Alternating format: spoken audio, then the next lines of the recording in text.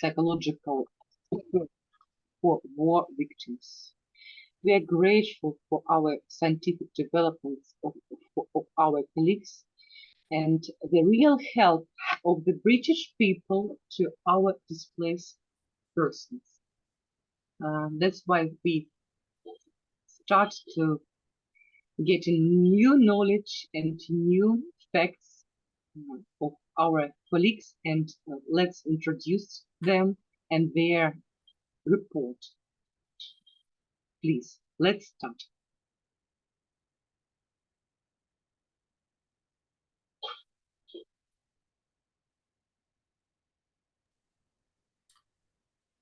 Hi, my colleagues are hopefully starting in any minute now, and I think Mike is going to start off the whole presentation. So I'm hoping that they will join us soon because I can't do the presentation. Okay, let's wait for dear professors.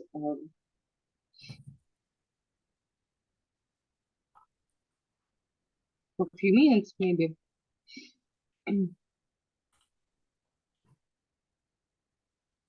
I'll just email them to find out.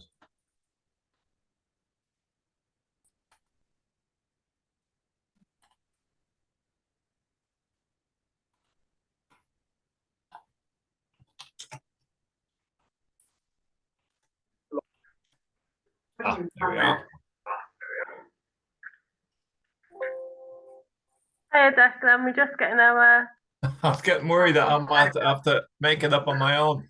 That's what we were thinking. I'm just going to put our slides up and then we'll introduce the session, is it? Can you confirm you can see our slides? Yeah, I can see the slides. Hopefully everybody else can too. And can you check the slides can move on with our clicker? Yeah, we good? Yeah. Good evening. We are ready to listen to you. Great. Yeah, so hello everybody. Thank you so much for inviting us to speak today. We are really privileged to be sharing some of our work with you. And today's session we've decided to focus on discussing how you can build resilient building interventions for targeting war-affected adolescents. And that's drawing on our expertise then as a department. So a brief introduction. My name is Dr. Heidi Sage and I work within the field of health psychology. Okay, and I'm really interested in how you can design interventions to support people with their well-being. Hello everybody, I'm Dr. Clare Glennan from Applied Psychology. My areas of expertise are social psychology and positive psychology, so we're going to be looking a little bit at positive psychology today and coaching psychology. Hello everyone, my name is Dr. Mike Wells. I am also in the Department of Applied Psychology. I am a research fellow. My main research area is poverty, social exclusion of forced migrants, that is asylum seekers, refugees, and internally displaced persons. So I'm really interested in this project, Life After War. I've been working with refugees and a refugee research program for the past 10 years. Thank you. It might also be worth mentioning at this point that Heidi, Mike, and I, we are involved in some teaching exercises, some outreach activity with asylum seekers and refugees from the Cardiff area who come into the university, and that's been a very successful intervention. To give you a brief overview of the session today, we aim to help you understand the challenges and needs of war-affected adolescents. And we're going to be doing this through a number of kind of interactive tasks. So if you've got a pen and paper handy, that would be really useful to help you engage with some of the tasks we've got today. We're going to describe the concept of post-traumatic growth and explore how this relates to war-affected adolescents. And then we're going to give you some hints and tips about how you can design psychological interventions that enhance resilience and support adolescents for life after war. So the first thing I would like you to do is the exercise on screen. So on a piece of paper or on the screen in front of you, could you please jot down 6 things to answer the question on screen, which is who am I? So write down 6 characteristics which you feel identifies you as a person. We've got a few minutes to do that.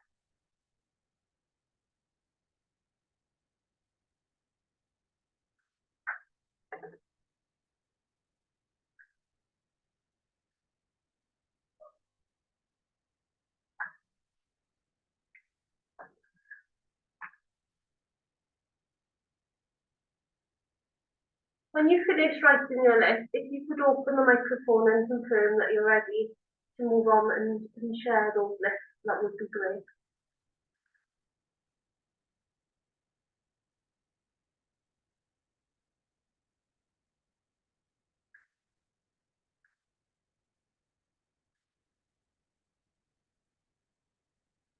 Would somebody like to share one of the things they've written down on the list with us?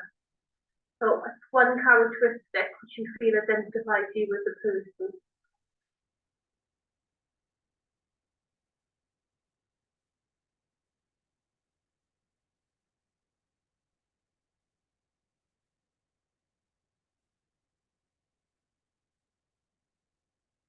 I'm quite happy to start this off. So, who am I? This is quite a difficult sort of thing to think about. Who am I? Because we don't get many opportunities to think about who we are. So to reflect on this was quite difficult. So, who am I? I'm a mother. I'm a colleague. I'm a psychologist. Hopefully a friend. Would anybody else like to share who they are?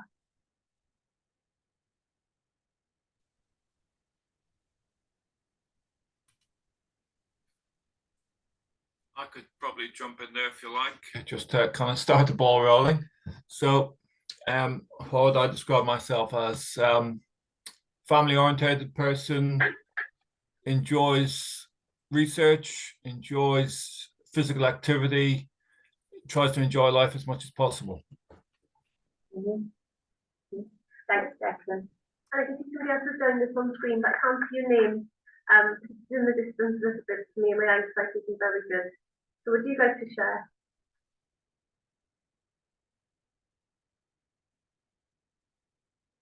Anybody else?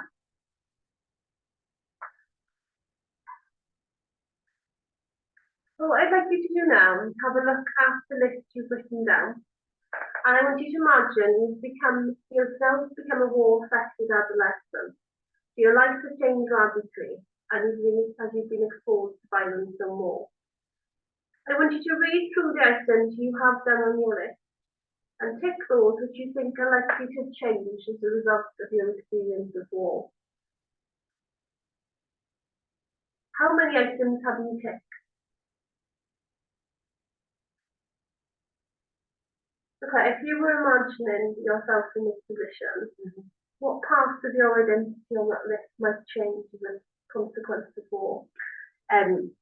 Lots of parts of my identity. I suppose the first one that I think of is my identity as an academic, first of all. So that would certainly change. I think even my identity as a mother, even though I wouldn't change from being a mother, my identity, my thoughts around being a mother would change through the fear of trying to look after my family during war. Mike? Yeah, well, when I look at my list in my mind, you know, what changed about me is my family status. You know, because I have now been separated, so I'm alone, single. Big changes to A your big life, change, big yeah. changes to your identity. Declan, what would change from your list? I was just thinking that I identified that I tried to enjoy life as much as possible. If I was in a situation where there was war, that would change massively. That would change from enjoying life to going back to pure survival, and trying to look after people close to me. So I'm not sure the enjoyment would go completely to kind of coping with daily life, coping with survival. It would change dramatically, I think. Thank you, Declan. Great slide. Yeah, okay, so we just gone through that exercise, which is very important. It actually leads us to know the identity of the young people we are working with and we intend to help after war adolescents. Now, we call them war-affected adolescents. War-affected. That was not their identity before the war. So something has changed about that identity. Similarly, as you look at what you tick in your list, those are changed about you. You know, so something has changed about them. Now, as service provider working with young people who identity have changed because of situation, we have to understand that first and foremost, what were they like before the crisis? You know, these are adolescents. So you have to really understand the normative development of the adolescent who were affected before the war and after the war. So we call them war affected. Let's get it clear first. War affected adolescents because of exposure to conflict, violence, loss and trauma. Every experience of war that they didn't experience before the crisis have completely altered some element about them. So we have to be very aware. Now, before the humanitarian crisis in Europe, you know, I mean, there were several wars in Europe. You can remember the Yugoslavia war, you know, Bosnia, even the Second World War. Humanitarian action in war situations is to give medicine, materials. Now, psychologists came in later, you know, because they started to associate mental health issues with the situation. So there was nothing like psychosocial. It was basically psychological intervention came in to address the mental issues.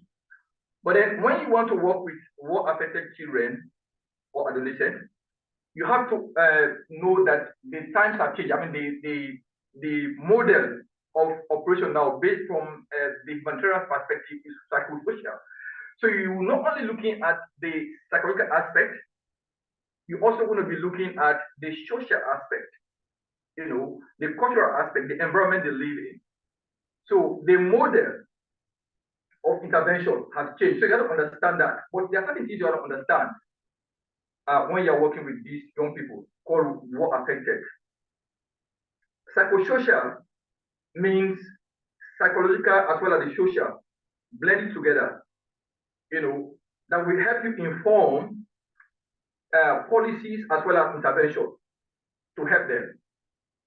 So there are certain things that you need to look at, you know, you have to be knowledgeable of. First and foremost, you have to know that they are vulnerable.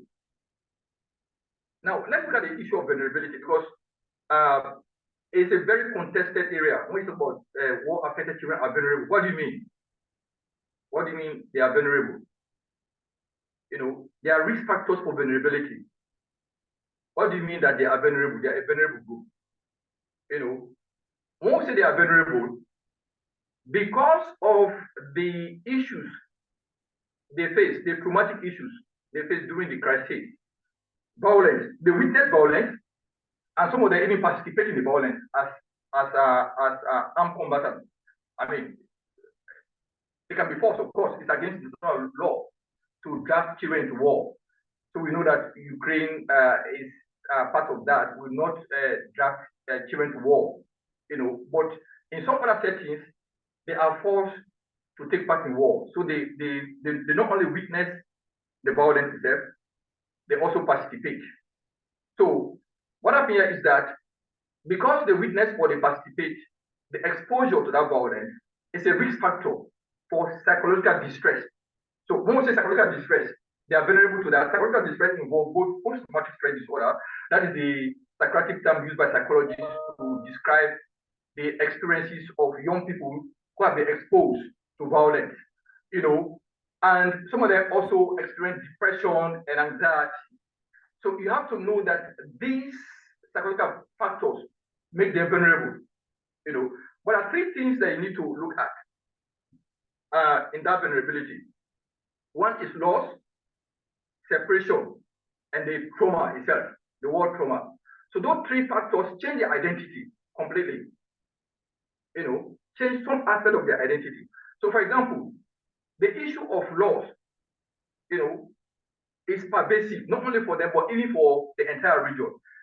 They may be forced to move, so you have separated adolescents, you have accompanied because of relocation, forced movement from one place to place. They may be separated. From their family. That's another aspect. So loss of family members, bereavement come in, they die, and then separation, and the word exposure. So those are the real factors that you have to take knowledge of. Then the other aspect is resilience. It's a dichotomy. Some are paradoxical. How can you be vulnerable at the same time you are resilient? Yes, it's true. We'll see that when I talk about post-traumatic growth.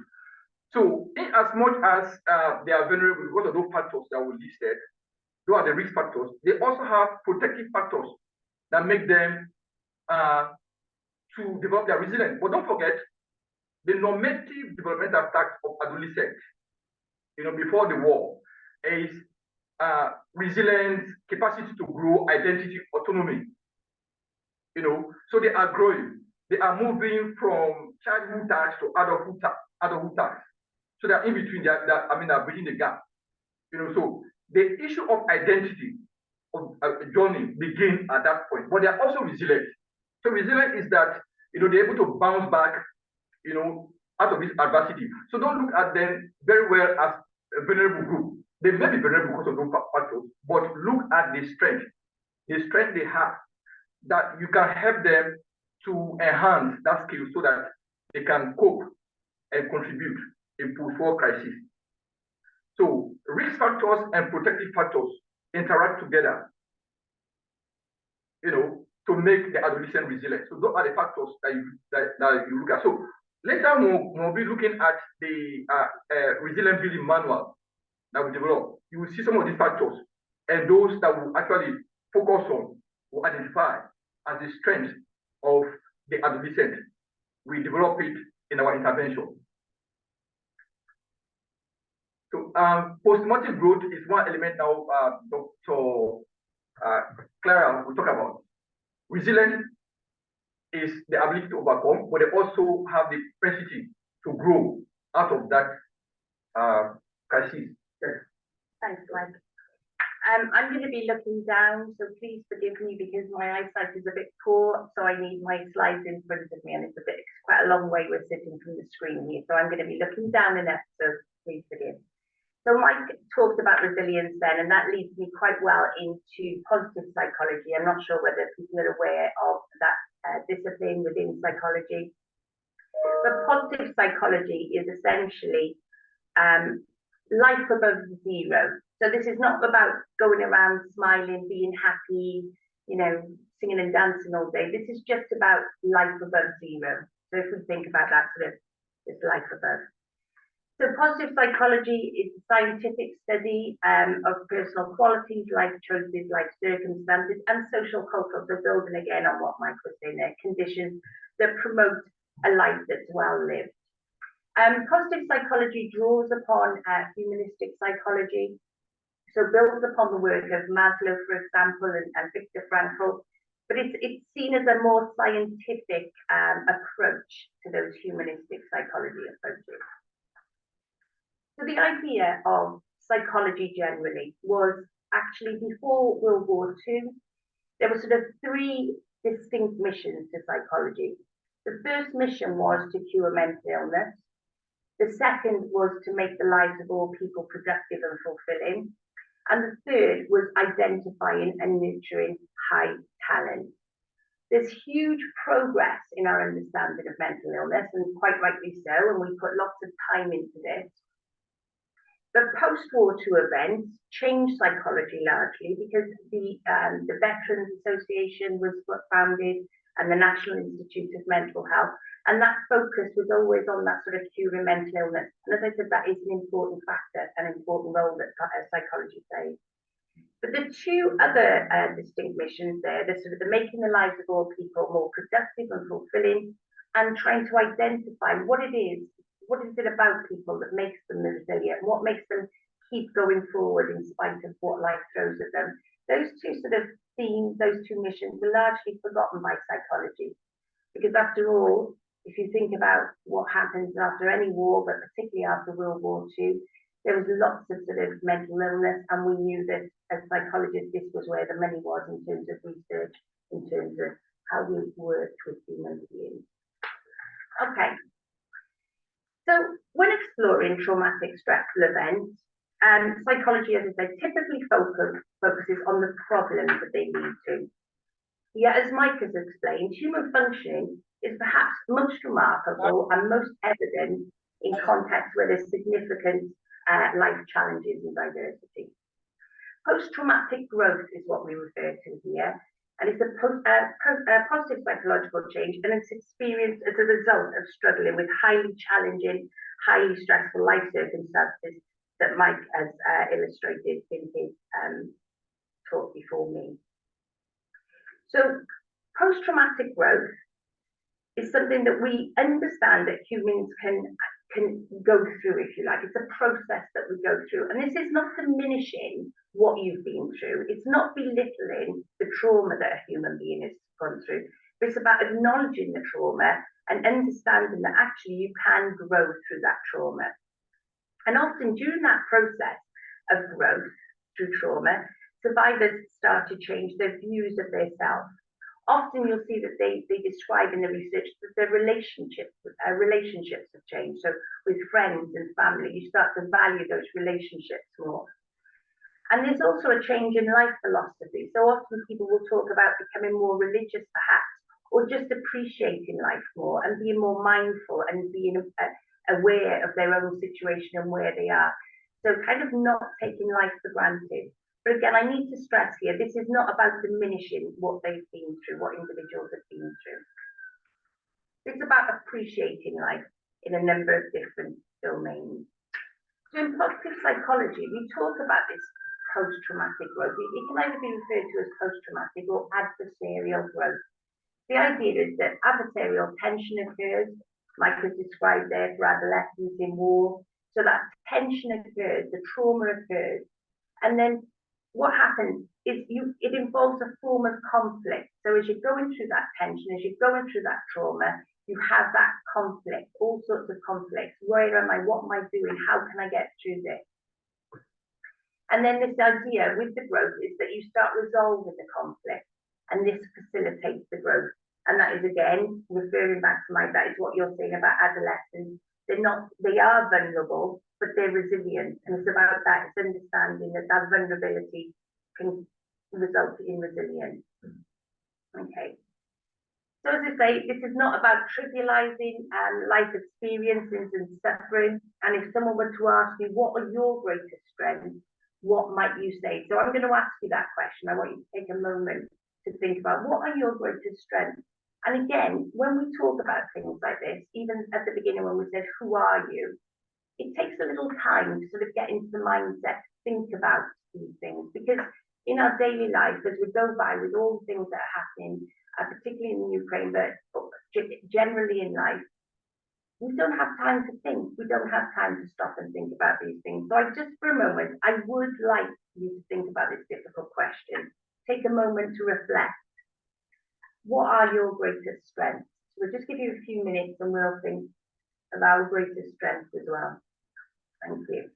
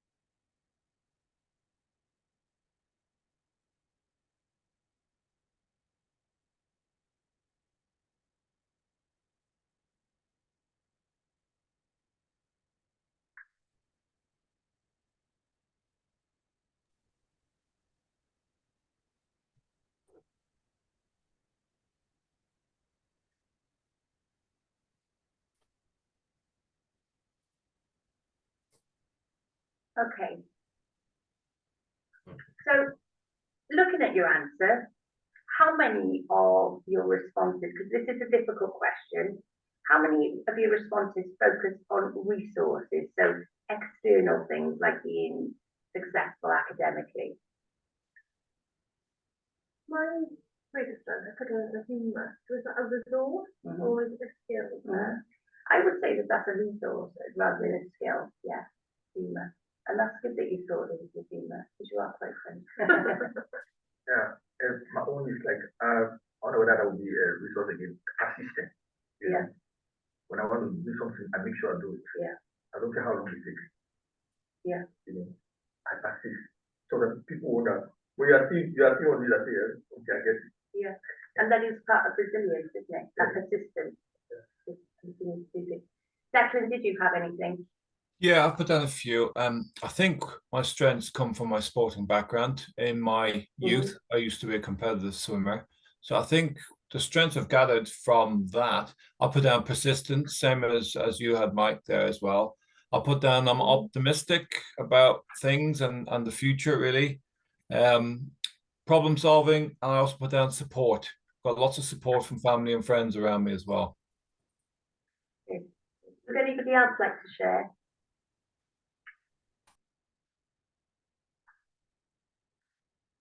Okay, one of my things that I wrote down was I've got a great sense of justice and fairness. Sometimes that gets me into trouble in my roles, but it is about justice and equity to me. I think humour as well. Heidi and I, we have a lot of humour between us. I think it gets us through our working day, doesn't it? I think humanity as well, for me, is one. I'm always conscious of my sort of fellow man and the plight there, and sometimes that again can get you where you're quite outspoken, then you get into trouble in lots of areas. I'm realising that my strengths and values are getting me into trouble quite a lot. I can see who I am. Okay, does anyone else want to share? Okay. So whilst all the qualities that we've mentioned are important, the character strengths in particular, we understand through positive psychology, might be the catalyst for us overcoming those life stresses. The kind of things that we talked about here, the feedback we gave, are those kinds of sort of strengths and virtues that actually can help you grow in times of adversity. So whilst all the qualities previously mentioned are important and positive and offer sources of fulfillment in our life, it's our character strengths that give us that absolute resilience to move forward. Did anything you jot down represent sort of a strength of character? I think we mostly did. Humour is not really a strength of character, but I think resilience is definitely a strength of character. Optimism is a I think it is, yeah, it's part of one of the virtues. It's definitely a strength of character, yeah. Somebody just popped onto the screen there. Did you want to say, again, sorry, I can't see your name, but did you want to say anything? Declan, can you see the names? We can't see it from this side. I can see some names, yes, but everybody seems to be on mute, so I don't know whether they want to speak or not. I was just thinking there's somebody that's on the screen with the camera on, and I just wondered whether they were trying. There's just two people with the camera on. I think it's Arena and don't know, Tatiana. Arena, do you want to say anything? Tatiana? No? Okay, thanks. Okay. So this is the values in action inventory, and virtues are core aspects of human excellence, and these allow us to survive and thrive in times of adversity and beyond, so that adversarial growth. So Seligman is one of the main researchers in the area of positive psychology, and he suggested there are 6 core virtues to be ubiquitous across cultures. So the 24 characters that you see, the strengths and characters, are organised into 6 virtues, as you see on the screen. So you've got the virtues are wisdom and knowledge, humanity, justice, courage, temperance, and transcendence. And then those core characters come under those strengths. And Seligman created a book called the Character Strengths and Virtues Handbook. And this is a classification we use in positive psychology. And it's the antithesis of the DSM that we use for diagnosing in psychology. So it's almost like the positive DSM. So this is what we use to say, right, how do we measure in human beings? Because not everybody has a mental health issue. And even though they go through a trauma, an adverse trauma, it doesn't result necessarily in a mental health issue. So what is it about human beings that makes them resilient? And this is what this values in action inventory is used for, to sort of assess what is it about people, certain people. The majority of people, I would argue, that are just getting on resiliently, moving forward with their life. So the 24 character strengths are positive personality traits that serve different functions in our life. And we haven't all got the same. We've each got a different sort of makeup of all of these. As you can see from us saying what we thought we were, who we were, the kind of characteristics we had, you can see that we've all got very different, apart from humour. I think that runs between us all, the humour, doesn't it? So, okay. I've got a final task for you now. What I'd like you to do is to study the strengths and the definitions associated with them that you see on the screen. And I want you to consider the following. As you read through the table, do any of these stand out as your signature strength? Is there something on that table you think, this is me, it describes me perfectly? Think about whether that strength comes naturally to you, or is it something that you struggle with? Okay, so for example, I gave you the sort of the idea of social justice.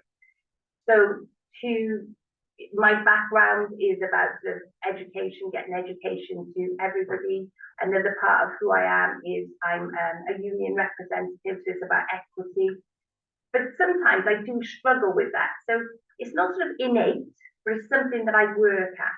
So I want you to think about that. I want you to consider any of your signature strengths. I want you to think, do they come naturally to you? Is this something that other people have observed in you and told you about, that they think they see this in you? And how do you express those strengths across different settings? So think about that strength and how would that differ in different settings? It could be work setting, home setting, social setting. So just have a little think about that. Lots to think about there, but I'll give you a few minutes to think about that. And it would be good to have some feedback, even if you just, if you're too conscious to speak out, please do type in and perhaps Declan will be able to see the chat.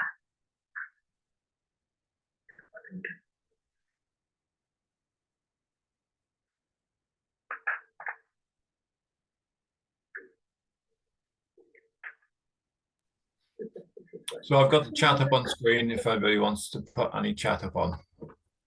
Thanks, Declan.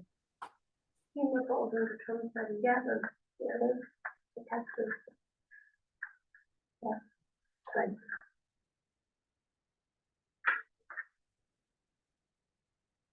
And transcendence allows you to rise above their trouble from communion and allows you to say, I've definitely used anything. That's a characteristic. I wonder, given the academic context we're all in, whether because the level of learning is something that shares across the board and draws us into these academic settings. Just to explain, we're looking at this slide and you've got a bigger screen with the slides on to the rest of us. Yeah, it's slightly bigger over here so we can see it.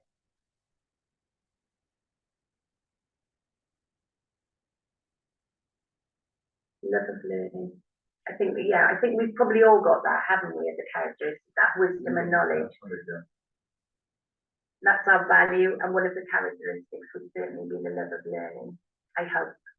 Knowledge is the greatest possession. It is. That's what. Most powerful tool. Yeah. That's what the.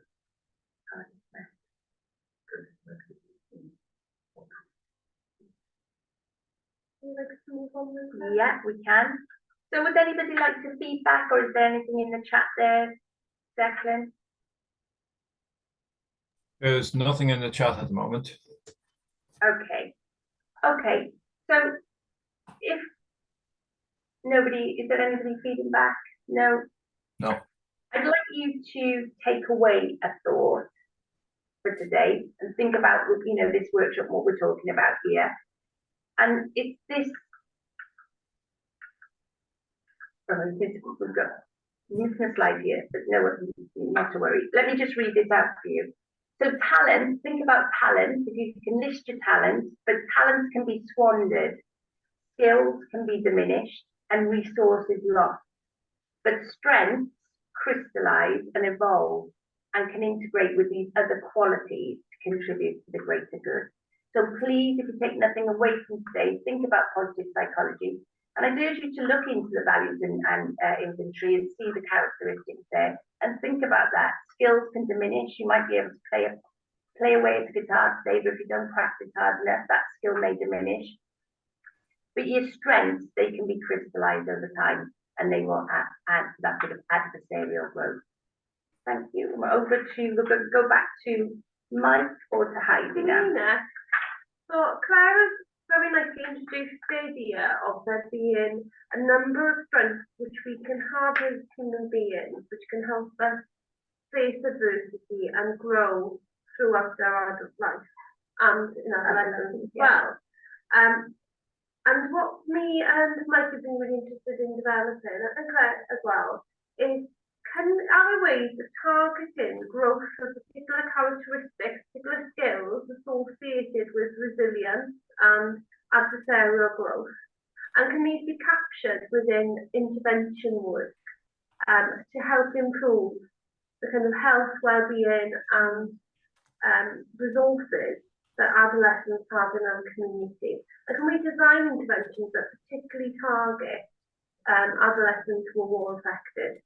Now, if you look within psychological practice, we tend to cluster our intervention work in two main areas.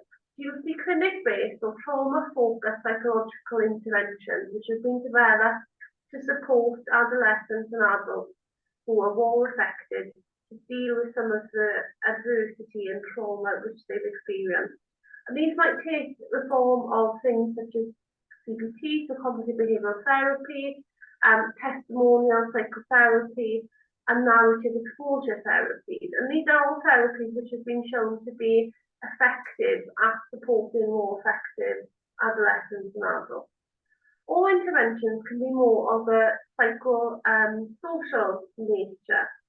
So this is where the focus of the intervention isn't just on providing psychological support tools to navigate adversity, but actually we look at providing opportunities maybe to interact with other people with similar experiences and building upon the broader psychosocial determinants of health, rather than just focusing on the mental ill health of our client group.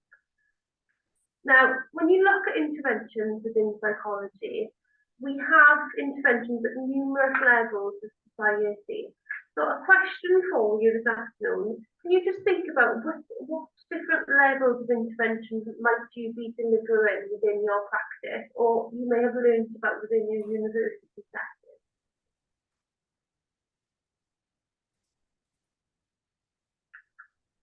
And hopefully, when you think about that kind of levels of intervening with patient or client groups, you might be able to recognise what we've got on screen. We might be working one-to-one with individuals in a therapeutic approach to help them build resilience or face and kind of make sense of some of the trauma they've experienced during war times.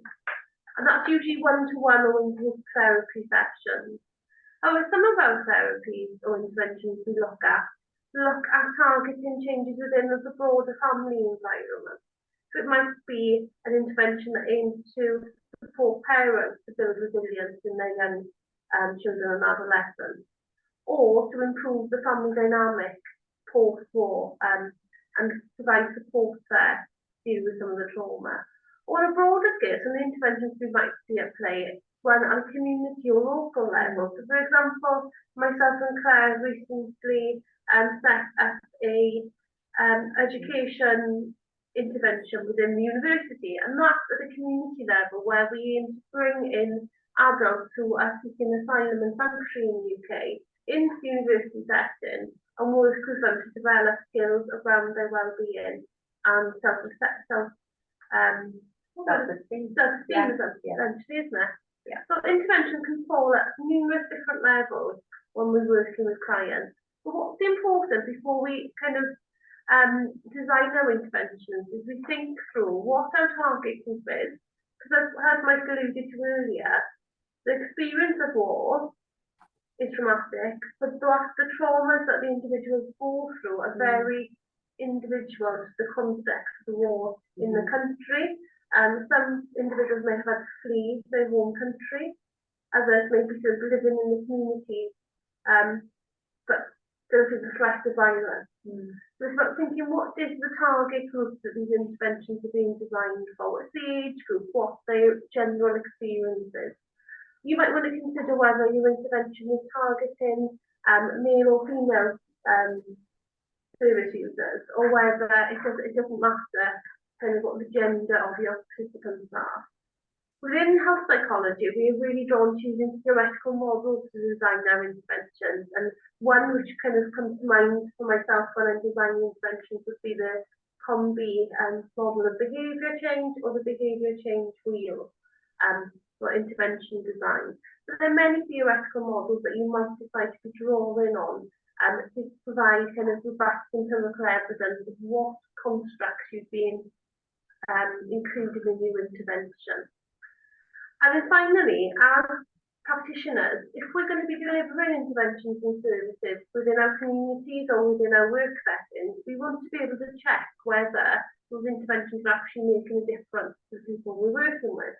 So when you're going through the initial planning stages of intervention, it's important to think about how you're going to design any evaluation of that intervention in a way that allows you to monitor what changes in well-being are being thought about and what impact the intervention is having. And the final thing to consider is whether the intervention you are evaluating is ethical in its basis. Because as practitioners, I think we're all drawn to want to change and support people, but sometimes some of the interventions we may think are appropriate might not be the time or place for that person to engage. It's just checking that the intervention being delivered is being done so in an ethical and fair way. So I think Mike is now going to talk you through an intervention that we've done recently within Cardiff, isn't it? Thank you for that. Okay, you've listened to the two speakers develop the kind of platform for us to see how we apply this knowledge that we have had to help support war-affected adolescents for life after war. Just to recap, war-affected adolescents. These adolescents were not war-affected before, but this time, after the cessation of hostility, go back to our communities. They are considered war-affected because of the exposure they had to violence, separation from family members, loss, bereavement, grief. So you have all these vulnerability or risk factors. So based upon that, we call them war-affected. But then, as Clara said earlier, adolescents have the propensity, it's within them, normative developmental tasks before the crisis. They are at that stage where they are bridging the gap between childhood and adulthood. So they are trying to assert autonomy, independence, as well as trying to still discover their identity. And within that, they have the zeal for resilience to bounce back. So when you look at the risk factors and the protective factors, we'll look at some of the protective factors that Heidi talked about. The strength they have in the the character strength, the strength they have, the protective factor, family members, friendship, of course, for adolescents, that's part of their major thing when they start developing intimate relationship, friendship. So you look at those protective factors, you combine it together to try to design an intervention, which is not only psychological, as Heidi said. Of course, psychological intervention basically try to modify issues that have impact on the mental health and well-being. But of course, there are some limitations to that, especially when we look at the social dimension. So that's why we include psychosocial. So the social dimension is not mostly included in psychological intervention. So things like cognitive behavioral therapy will come to that point on a narrative therapy, where they talk about the biography of what the person has gone through. They try to reach that domain of the social dimension, but that's not all. So now you start thinking about psychosocial intervention, combining the psychological element and the social element in your intervention to help the young people. So that's what we'll look at, this case study that we did in Cardiff, in Wales, with young people who took part in this study. And by the way, the article for this study is published in Cardiff Bulletin. You will see it at the end of the discussion. So we call the intervention that we develop taking part, participation, resilient building, psychosocial intervention for refugees and adolescents. But let me bring you back to the nomenclature to try to clarify issues right away before I go further. You have three words we use: refugee, asylum seekers, and internally displaced person. So you have to know, those young people you may be working with in Ukraine, they are not refugees. They are not asylum seekers. They are internally displaced. So some of them were in one region, like maybe Donetsk, and they move to another region. They become relocated. So when we say IDPs, internally displaced persons, there are people that are forced to relocate from one place to another place within the same country because of the conflict. So people are moving from Kharkiv, they come to Kiev, they move from that, because of that. So the IDPs. So you have a lot of internally displaced persons that are even asylum seekers or refugees. Then the other thing you have to really be mindful of is asylum seekers, because sometimes we call them refugees. An asylum seeker is not a refugee. I want you to get this clear. An asylum seeker is somebody that have left. Now, those that left Ukraine to cross international borders, go to Poland to seek safety, they are asylum seekers. They are seeking asylum. So when they reach Poland, what they do is that the asylum system in Poland, because Poland is part of the countries that affix their signature to the Geneva Convention, 1951 Refugee Convention. So when they go to another country as an asylum seeker, you're seeking asylum, you have to claim asylum. You have to put in your claim. Now, it's a procedure that involves a lot of time. I mean, it varies from country to country. It takes years. They have to make sure that you meet the criteria for refugee status, Geneva Convention. So who is a refugee? Now, a refugee is a person who has been granted legal protection. Now, what's that legal protection? The legal protection is international instrument we call Geneva Convention that makes sure that you have satisfied the condition. You are fleeing from, because of fear of persecution, violence, ethnic or racial reasons, or because you're a member of a particular political or social group. So you have been persecuted. So if you prove to the country, your host country, that you meet all that criteria, they will give you refugee status. Now, a refugee status is quite different from asylum seekers. Asylum seekers are not legally protected. They can deport at any time. So a refugee status makes that person legally binding upon the host government to provide education, health, facility for them. Now, after the war, if they are refugees, they may decide to go back to reintegrate into society. So you're going to encounter that. So this manual was developed with all that in mind. So for those who came in the UK, most of those that were developed this manner for the young people, they were asylum seekers and refugees. Some of them were still in the process of claiming their asylum. You know, so we'll look at that. What was the component of this intervention? How we designed it, and then implemented it, and then we evaluated it. As Heidi told you, there are processes we follow to develop a psychosocial intervention. So you see in there, we call it, take it back again as I told you earlier. It's a group-based, so this is not an individual intervention. We did not test it on individuals. It's a group-based intervention. You know, and I will tell you the reason why group-based intervention is good for adolescents. As we go further. Now, we developed a manual. It's a manualized intervention. In the UK, when you are developing intervention, you follow certain guidelines. Medical Research Council has a guideline to follow if you are developing an intervention. We also have another guideline for consult.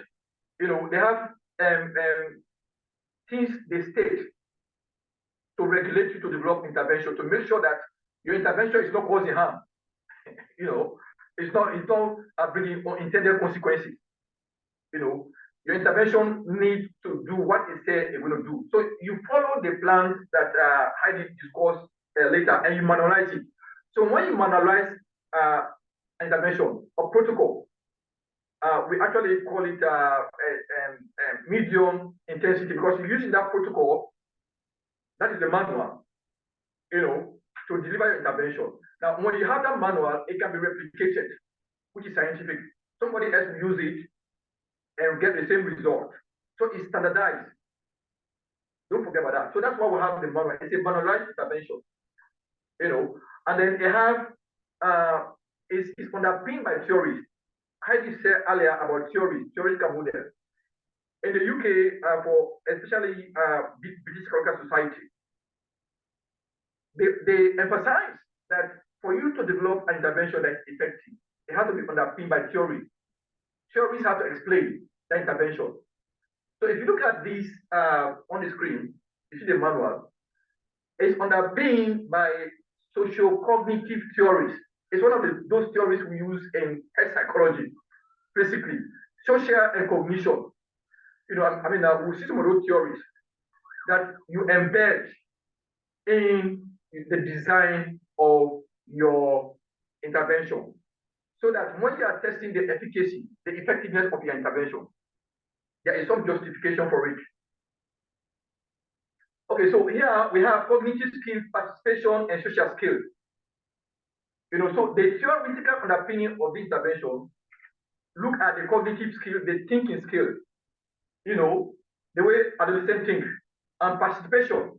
Participation is one of the most important elements of adolescents, you know, participation. In fact, it's part of the United Nations right of the child. You know, we give them the opportunity to participate. Participation means they have been listened to, they have a voice, they have control, their agency, they will give them the opportunity to express their agency. You know, especially adolescents are in the point on their normative developmental tasks. If you know about the theory of Erickson, psychosocial development of children and adolescents, stage theory. I mean, and other people have taken it further, you know, and naturally all over the world, in every culture, people have come to understand that adolescents are the same in terms of identity. They are always want to discover, developing relationships, you know, and autonomy. They want to be independent, especially moving from childhood. So they tend to be vigilant against childhood setback to move. We refer to that in psychology as the storm and stress of adolescence, don't we? Yeah, yeah. So that's actually a stage that we know from Erickson, yeah. Yeah. So when you're designing intervention, you have to think about them participating in that intervention. You know, so there are certain components that you embed in that intervention. The social skills is very important, you know, and that's the social dimension. So you have the cognitive dimension, which is psychological. Cognitive, the thinking pattern. You want to change their thinking pattern, you know, and then the social skills. Social skills, we talk about communication skills, which adolescents need. How are you going to embed communication skills into intervention? Communication skills, assertiveness skills are not psychological intervention skills. These are social skills that you develop. So that's what makes it psychosocial. So you look at assertiveness, friendship, decision-making skills, those skills, life skills that adolescents need to be effective participants, good citizens in the society post-war. So that is the model that we use to develop this intervention as a group-based. So this is, we don't use it for individual. You can use it for individual, but it will actually target the group, in a group setting and having them participate in the activities. So the design, let's look at the design, as Heidi said earlier. Now, the purpose of the intervention, your intervention already has a very goal. Why do you want to do this? Was actually to help train separated adolescents, empower them to change pessimistic thinking, negative thinking, and experimental style, or explain the concept and symptoms of depression to resettle, integrate into the host community. Now they find themselves in communities and they struggle, especially those that came from war zone. For this one was used for UK adolescents here. But they are not the normal adolescents in the United Kingdom. These are war affected that came here. So they carry that baggage, that traumatic baggage with them. So they are in the community. They are not on the same platform like other adolescents. No. They may have other normative tasks, of course, but on top of that normative development tasks that they have to fulfill, there is that issue of trauma, separation, unaccompanied. They don't have family members. So how do you train them to develop those resilience skills, the skills that Clare mentioned about, character strength, the skills? How do you help them to develop those skills to change explanatory style? What are explanatory style? It's basically a way of thinking. How you explain event by the way you think. So the event you explain, we'll see some scenarios. You either explain it negatively, that is a pessimistic way of thinking, or positively, optimistic way of thinking. So resilience skills train them cognitively to change their perception of negative event to positive event. So that's the reason. Now these are the theoretical framework. I already talk about that. But let me just talk about attributional reformulation of learned helplessness. This is a big theory in psychology. Learned helplessness. Learned helplessness is the situation where people that are exposed to adversity, they tend to resign. They don't seem to have control over it. So they're expecting negative adversity all the time. So they learn to live with it. Now, positive psychology, as Clare mentioned earlier, have done a lot of research, especially Martin Seligman, they have done a lot of research to see how to address people who are victims of learned helplessness, how to change that maladaptive thinking, to positive thinking. So that is it. Then that is explanatory style, changing the way they explain events from positivism, from negativism, pessimism to positivism. So those are the cognitive elements, especially adversity, belief, consequences about ABC. They use this model a lot in cognitive behavioral therapy. Where you try to work with the adolescent to interpret adversity positively. So when they face adversity, it's not the adversity that really matters. It's the interpretation, which will later control your behavior and the consequences. So ABC model, we use those skills that about Ellis. This is long. How many years ago? About Ellis developed this theory. It's still useful. So we use some of their techniques to embed the skill in the intervention. Then, of course, we talk about meaningful participation. Meaningful participation. United Nations Convention on the Rights of the Child. You have to make sure that you listen to children, adolescents, you listen to them. You give them time to express their agency. they have control, how they develop control, how they make decisions. The decision may be faulty, but let them make the mistakes. They learn from that. You know, so these are the issues. Now, in designing the intervention, and this is very important. I mean, this is part of the protocol for manualized intervention by Medical Research Council protocol. So you have to get a structure for intervention. Now, we call it medium intensity. That is, it is not, I mean, a really long intervention. It's medium, just for 7 days, 7 sessions, 2 hours, so about 14 hours intervention, you know, manualized, you know, and we had 3 components. I mean, 2 components of intervention. So the first component, the first 3 components address cognitive skills that we mentioned earlier. So the cognitive skill is basically psychological. You see it now. You know, so you are trying to also address this psychological element that we try to target any maladaptive thinking of some of them. Mind you, the presumptions of all psychologists, especially those in the clinical psychology area about post-traumatic stress disorder, the presumption of psychological trauma is that all refugees are traumatized. Yeah. Is that trauma?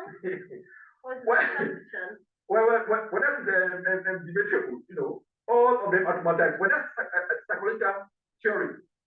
They verify that they've been exposed to traumatic events. Perhaps they are all traumatized, but perhaps it's that resilience and that growth, That's good. isn't it? That's Yes. So the trauma Yeah. may be there, but the way they deal with They it deal is with it, different. And like, are we going to be able to share this Yeah. manual with the girls? Yeah. Yes, we share the manual. In fact, we try to do publication, we share it. There is a version of this study. It already published. You see the version, but not the manual. It's not really there to see how we arrive at our findings. So anyway, then we have the social skills. So the social skill element is the social dimension. We are dealing with the social dimension.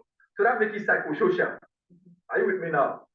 You know, so it's not only the psychological element, it involves psychosocial, the social element, which is very important, social skills. So communication, relationship skills, and adaptive skills, which are very important to them. Then of course you have the method of delivery, how you going to deliver the intervention. I guess for adolescents, you want something that's interactive and something to keep them kind of hooked in and wanting to re-attend these sessions. So I can see you've put in things such as you facilitated some of these skills building through games and through discussion-based activities. So it's really important, I guess, when you're targeting and designing interventions for young adults to design in a way that facilitates them wanting to take part. And it's going to be relevant. And it's going to be relevant. Yeah. So that's what we call it, taking part. Yeah. You know, so they have to be part of it. You know, you don't just go deliver like you're teaching. No, they have to be fully involved in the role play. You know, get their idea. That's the participation aspect. I think you've got a case study to show, haven't you? Yeah. We'll see the case study. You know, so so implementation. Now, before you implement the study itself, we got some ethical clearance, of course, approval from the university. The university gave us this study, intervention study, as Heidi mentioned earlier. We also get the ethical clearance, and we recruited participants, 30 participants to take part in the study, you know, and then we also had a community setting where they meet. So you're not going to carry this to somewhere they're not used to. And this is very important. You know, the setting where you're going to deliver your intervention. How did you talk about earlier about community level intervention? You know, so where the young people usually meet in Cardiff, they have area where they socialize, they gather every Thursday. They call the program You Are Not Alone. They meet there, they socialize, they share food, you know, share their stories, you know, they gather together.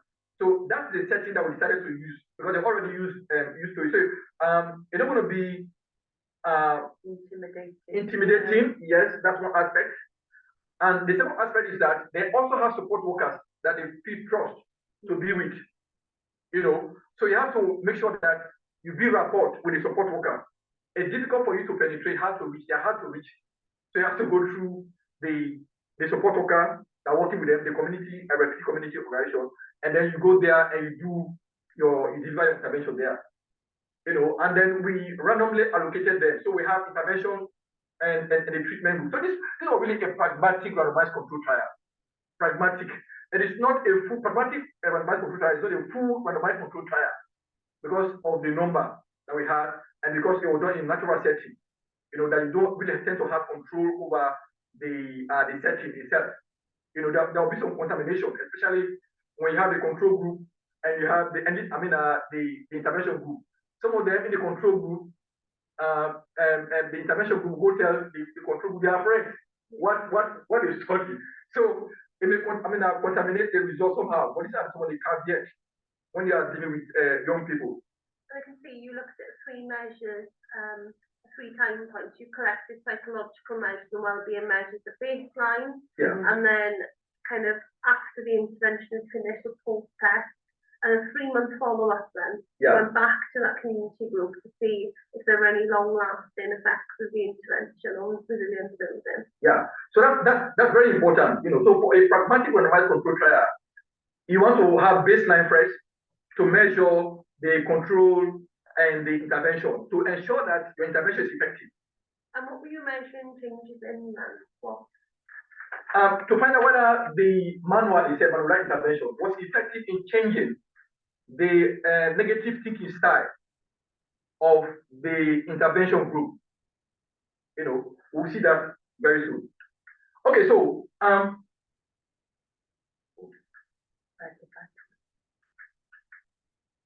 hang on. Yeah, sorry guys, won't be a moment.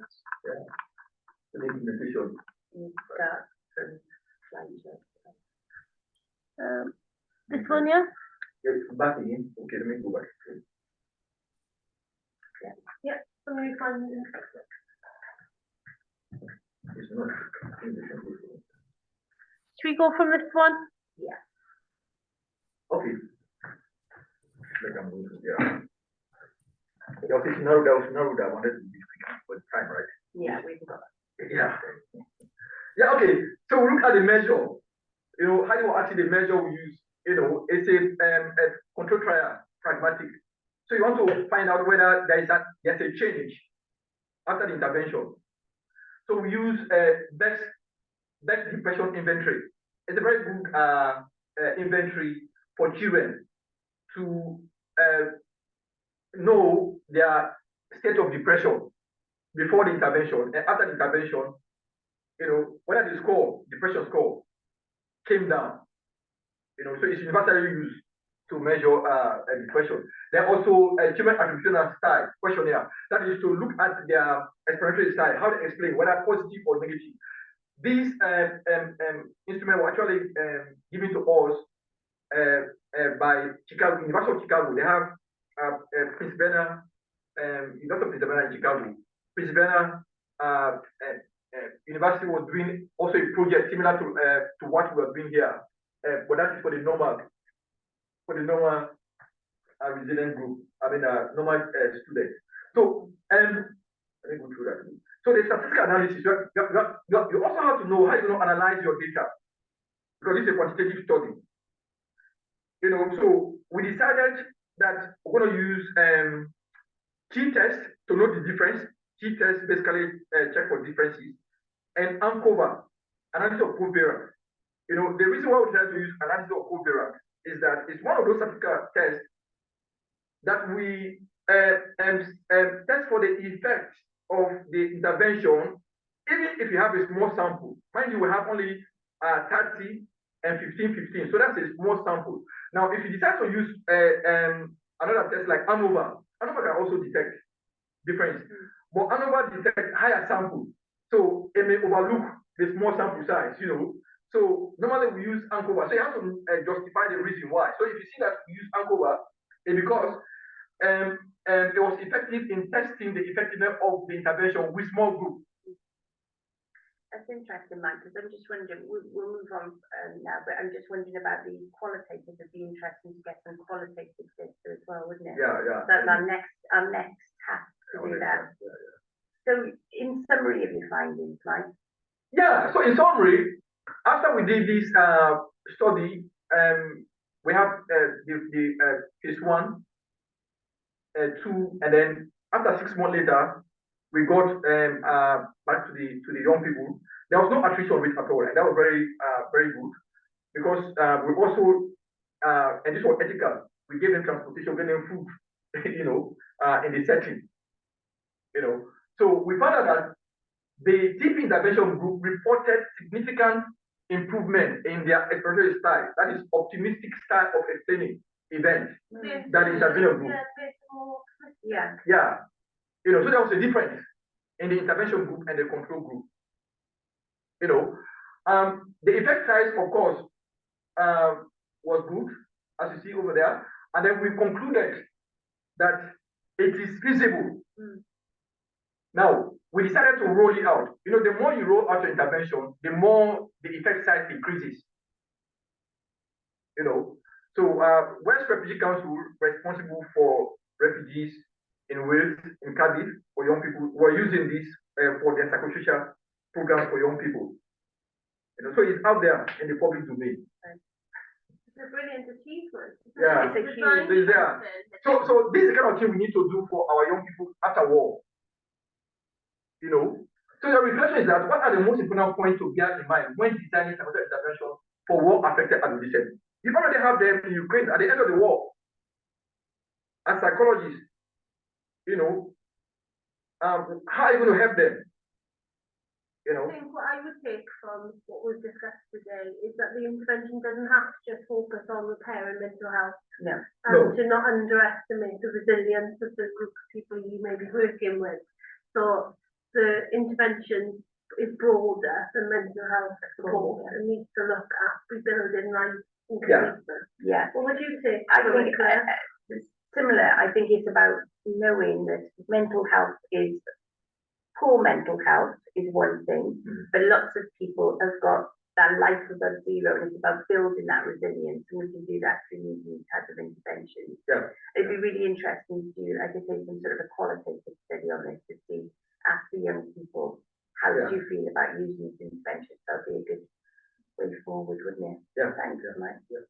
So that kind of draws our session to a close today. And first of all, I'd like to thank you all for spending time with us and listening to kind of what we have discussed today. And hopefully this has helped you reflect on some of the practices you may use moving forward as psychologists. The chat is open, so if you'd like to ask any questions, we're more than happy to answer. I can see there is something in the chat. Declan, are you able to go in there and... That's me. I've just put in, if anybody had any comments, they could make a comment on the chat box, really. Okay, so thank you again for letting us share in your conference sessions. It's been a pleasure to speak to you all. Yeah, it really has been a pleasure. Thanks for inviting us. And I hope you just take away some of the things that we've said today about, that adversarial growth.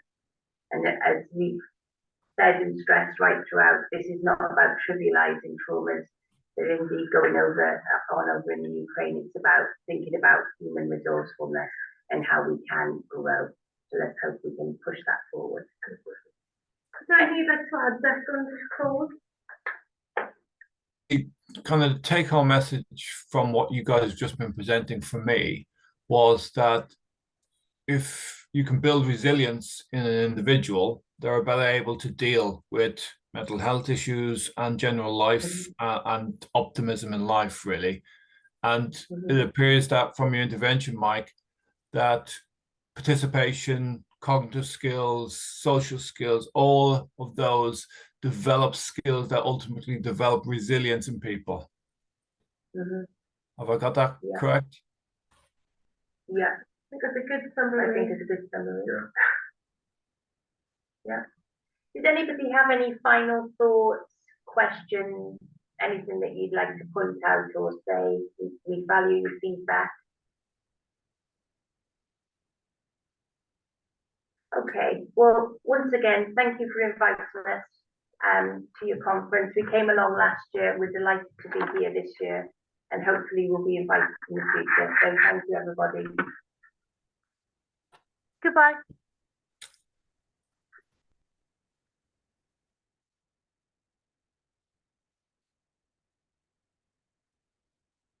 I think that is it.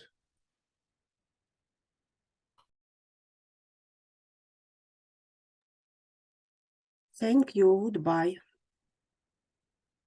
Thank you. Bye-bye.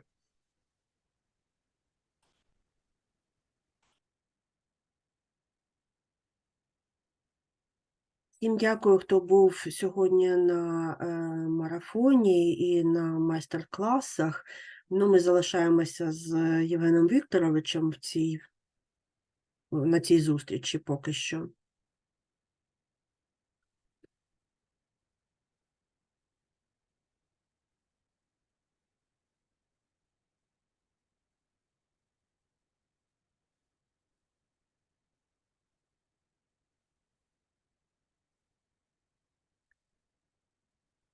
Прошу всіх від'єднуватися, хто зустріч вже завершена.